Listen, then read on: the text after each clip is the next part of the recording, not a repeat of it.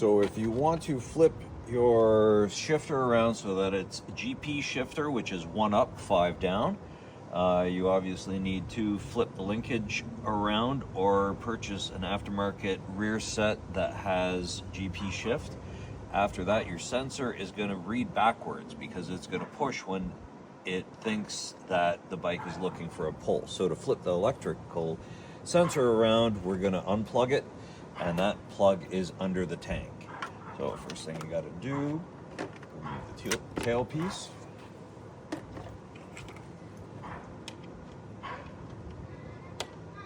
The seat comes off.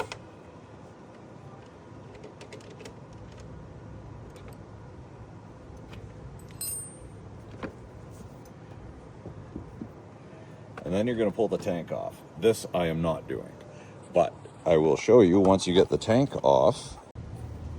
So now once you get the tank off, you're going to follow the lead from your quick shift sensor, which is this guy. You're going to follow this wire through the frame, go up underneath with the tank removed. This plug, it's going to be located like this under the tank. This is going to remain attached to the bike. This end goes to the sensor. To work with this, it's actually going to be held to the frame with a bracket. You're going to pull it forwards, straight forwards towards the sensor. It's going to release this entire unit from a clip that's holding it down. After that, you can take it apart. You're going to depress the locking tab here with my thumb and then pull it apart. And then this is going to remain on the bike with the tank removed, not on the ground. And this is going to allow you to bring the whole sensor inside and find yourself a nice place to work. Okay, now that I'm back inside with the plug from the sensor, you should have the whole sensor and no cut wires. Wanted to say thank you to some people and companies for helping me out along the way. Matt from Rider's Choice in Toronto, riderschoice.ca. Got Ryan from Woodcraft Technologies, who helped me out with the physical part of getting that rear set on and all sorted, and manufacturers of awesome parts and stand behind their work. David from Translogic USA, the manufacturers of the aftermarket quick shift sensors, who helped me sort the wiring issue. You're going to talk to them if you have a bike model that is outside of the year that I'm dealing with. And then last but not least, random person at dealertool.co.uk. He helped me out so much figuring out where and how exactly to use DealerTool to reset that code and to go back and recalibrate the sensor. So thank you very much to all 4 of those companies and people. Okay, so you got your sensor and the plug's still attached to it. What you're going to do is you're going to take some photos of the way the wires are, which wire goes where, and the orientation in relationship to the tabs on the sensor, as well as which way this little yellow yoke in here goes, which way those holes face. And that way you always have a point of reference to return to. After that, we need to remove the yoke from here. To do that, I got crafty and I took a sewing needle and I just bent it into a little hook.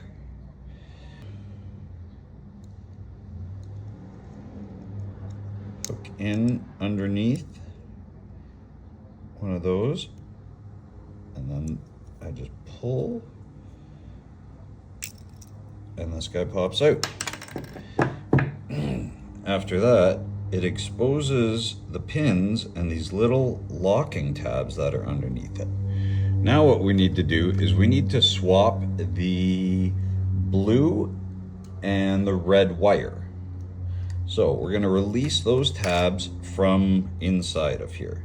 To do that, we're going to take that tab and we're going to push it away from the pin. It doesn't matter if you're holding the connector like this or like this. We're going to think of it as pushing that tab away from the pin. So we're going to go inside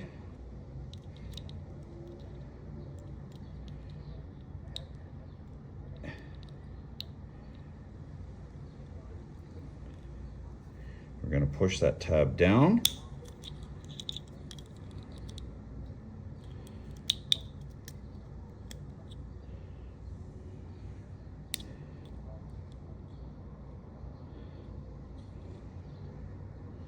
So now the tab is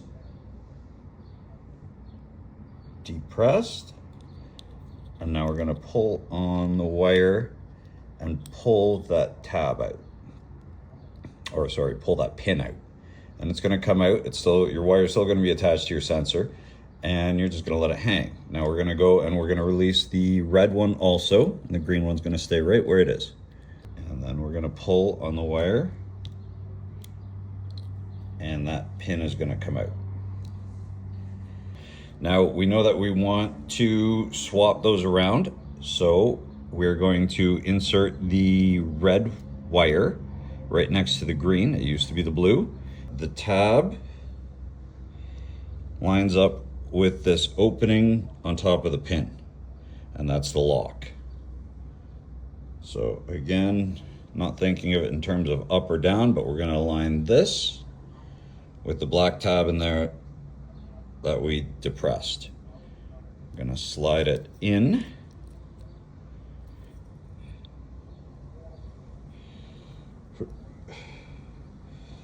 Get it to poke through some, and then instead of trying to push it by the wire, what I did is I just went in with needle nose pliers. I got a hold of the pin and I pulled it in until it locked into place.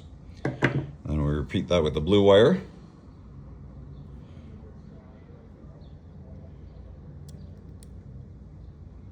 Poke that right through. Again, the needle nose pliers. Grab that, pull it. And now the yoke goes back in. We're just going to push that down until it snaps into place. And now you've successfully reversed the wires. Now, assuming that that all worked out, the repinning of the connector, and that you haven't turned on the bike or fired up the ignition, you should be able to just reinstall it, finish up your reverse installation for your GP shift, reconnect the connector, reroute it so that nothing pinches it, connect it under the tank, and fire up the bike, and it should be none the wiser that there's actually been a change. Now, if you did bugger up the installation, or you've turned on the bike and you now have a transmission fault and a TSA fault showing on your instrument panel, I'm going to go over how to clear that now. If you jump the gun or do it incorrectly like I did, it's going to throw a transmission fault and a TSA fault.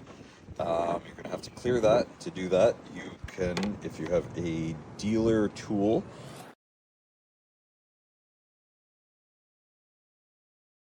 then have to turn the bike on, as well as the ignition on.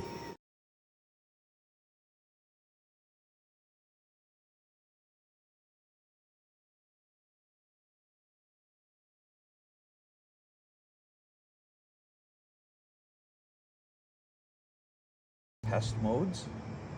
It's going to do its thing. Figure out what's what. And once it's fully loaded and the bar graph here goes away, I'm going to click on Reset Shift Force Sensor Adaptation. It's also worth pointing out that you need DealerTool version 6.60B, or after that, you're going to go back to the main menu, close the program,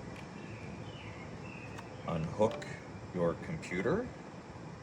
Now, the important thing is that you do not actually turn the bike off, because we have the key in the run position and the ignition in the run position. We've just told it that it wants to do a reset. You're going to reassemble everything. Now, again, it's very important, without turning the bike off, from here, from run, you're just going to start it. You're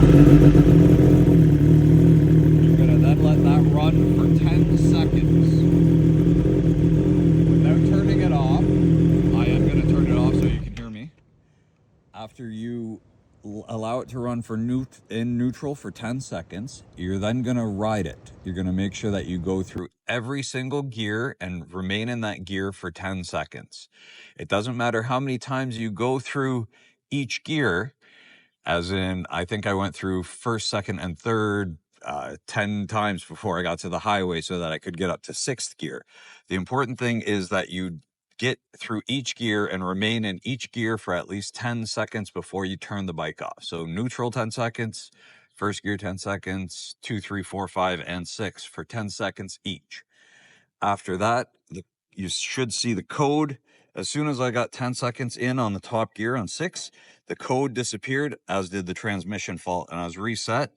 I got back off the highway, turned off the bike, turned it back on, the code remained off, and after that, I was able to use quick shift again. It's also worth pointing out that when you go through the gears, because you have the transmission fault showing, quick shift will be disabled, so you're going to have to use the clutch.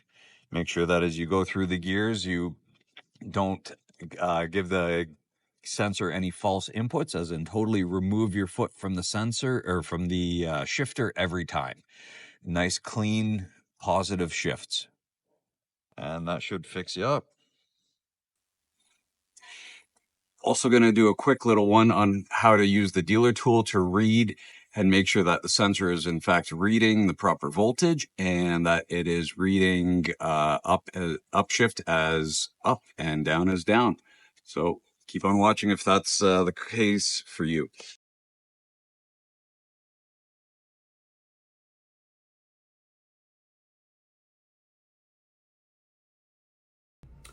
This is also done sitting stationary with the ignition and the key turned on, but the bike not running, with the dealer tool hooked up.